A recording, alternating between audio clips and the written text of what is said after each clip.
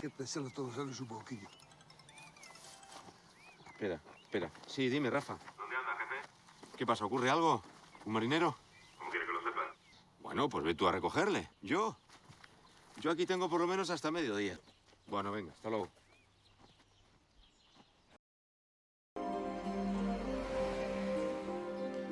La denuncia la puso Diego Neira.